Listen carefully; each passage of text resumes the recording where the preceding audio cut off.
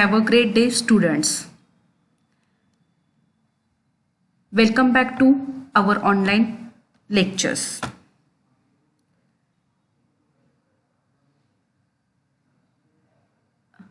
Today, we are going to discuss the handling of deadlock. How to handle the deadlock. Before moving further, just recall previous points. In previous lecture, we were seeing what is deadlock and necessary condition to leading the deadlock. So first, what is the deadlock? Deadlock is the permanent blocking of a set of processes that either compete for system resources or communicate with each other is known as deadlock. The real world example of deadlock is traffic. When a deadlock happens, it can be easily resolved if one car backs up. Several cars may have to be backed up if a deadlock situation occurs. Here, it is a bridge having a one direction and the car are passing.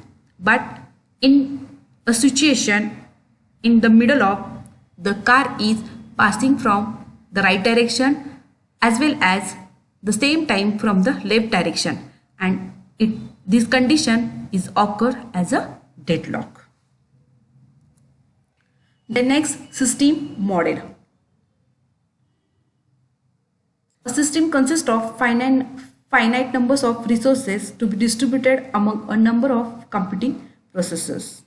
The resources come into two types, that is a preemptive resource and non-preemptive resource.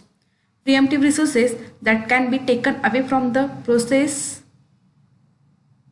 owning it without disturbing anything, and non-preemptive resources that cannot be taken away from its current owner without causing the computation to fail. Next, request a resource, use the resource and release the resource. Here it is an example. Process P1 and process P2 are compete for the resources. First, process P1 is holding resource R1 and waiting for the resource R2. Same, process P2 is holding a resource 2 and waiting for the resource 1. This situation is called as the deadlock situation. Then, the necessary condition to leading the deadlock. There are 4 conditions. In that condition, deadlock will be occur. The first is mutual exclusion. In that, resources must be allocated to processes at any time in an exclusive manner and not on a shared basis for a deadlock to be possible. In short, if the resources are not shared, then deadlock will be occurred. Next, hold and wait condition. In hold and wait, if a process holds certain resources at any moment, it is possible for it to request for new ones. It will not give up the already held resources to be able to request for new ones. If this is true, deadlock will take place, and if this is not true, a deadlock can never take place. Next, no preemption condition. Means resources cannot be preempted. That means resources can only be released voluntarily by the process holding it after the process has completed its task. And last, that is the circular wait. The circular wait, a process is waiting for the resources held by the second process, which is waiting for the resources held by the third process, and so on, till the last process is waiting for a resource held by the first process. This forms a circular chain. This is called as a circular wait. These are the 4 conditions, that is the mutual exclusion, hold and wait, no preemption and circular wait. These are the 4 conditions to lead the deadlock. Today we are going to discuss deadlock handling. How to handle the deadlock. A deadlock can be defined as permanent blocking of a set of processes that either compete for system resources or communicate with each other. Deadlock involves conflicting needs for resources by two or more processes. So, there are different strategies to deal with the problem of deadlock. These are the ignore a deadlock, detect a deadlock, cover from a deadlock, and prevent a deadlock. Now, we will see one by one these handling of deadlock. First, ignore a deadlock. One of the approaches to deal with deadlock is to ignore it.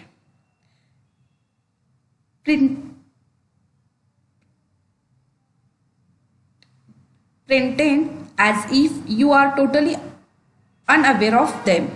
This technique is also known as ostrich algorithm. Means there is one algorithm, that is the ostrich algorithm, through which we can ignore a deadlock. Second, detect a deadlock. The technique used to detect a deadlock is a graph known as the DRAG, that is Directed Resource Allocation Graph, which is shown in this figure. Consider it is a deadlock situation. Then how to detect a deadlock? There are two processes, that is a P1 and P2, and P1 is hold the R1 resource but demand for the R2 resource, whereas P2 holds the R2 resource and demand for the R1 resource. It is a blocking of processes to compete the system resources or communicate with each other. This situation is called as the deadlock, and it is denoted by the directed resource allocation graph. For this situation, for this graph, we can easily detect the deadlock. Next, recover from deadlock. Basically, there are two approaches to solve this problem, that is suspended a process or killing it. First, suspended or resume a process. In this method, a process is selected based on a variety of criteria, that is low priority, and is suspended for a long time. Because the low priority processes, it takes place more time. So in this condition, these low priority processes are suspended for a long time. The resources are reclaimed from that process and then allocated to other processes that are waiting for them. When one of the waiting processes gets over, then the original suspended process is resumed. Second approach, that is a kill a process. The operating system decides to kill a process and reclaim all its resources after ensuring that such an action will be solved the deadlock. This solution is simple but involves a loss of at least one process. When system will kill a process, at that time it will be loss for the system. Next, prevent a deadlock. This strategy aims at creating a circumstance so that deadlock are prevented. As usually,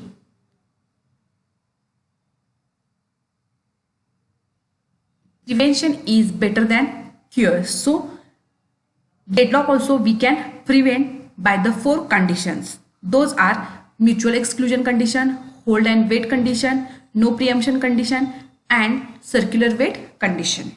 Now we will see these four conditions which is prevent the deadlock. First, mutual exclusion condition. The mutual exclusion condition must hold for non-shareable resources. For example, read-only files are good example of a shareable resource. If several processes attempt to open a read-only files at the same time, they can be granted simultaneously access to the file.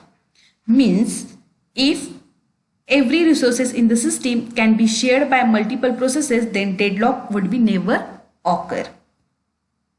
Next, hold and wait condition. To prevent this condition, process must be prevented from holding one or more resources while simultaneously waiting for one or more resources. Means that by prohibiting a process to wait for more resources while already holding certain resources, we can prevent the deadlock. Next, no preemption condition. Preemption of process resources allocation can prevent this condition of deadlock. Means guaranteeing a situation that the no preemption condition not met is very difficult.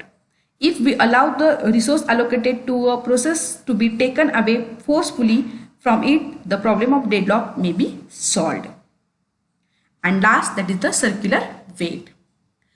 One way to avoid circular wait is to number all resources and to require that process request resources only in strictly increasing order. Means it is obvious that attacking the first three condition is very difficult. Only the last ones, means that is a circular wait, is possible. If a circular wait condition is prevented, the problem of deadlock can be prevented. And there is one way to prevent a deadlock, that is the avoid a deadlock.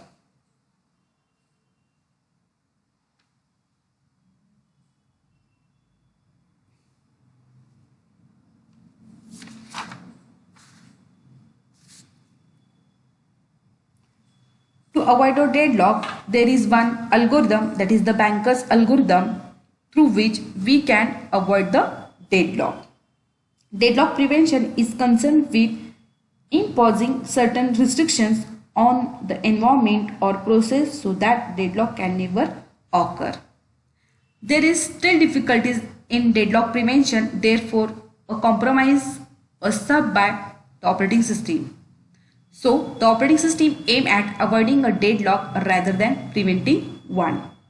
Deadlock avoidance is concerned with starting with an environment where a deadlock is theoretically possible, but by some algorithm it is ensured before allocating any resource that after allocating it a deadlock can be avoided. So there are some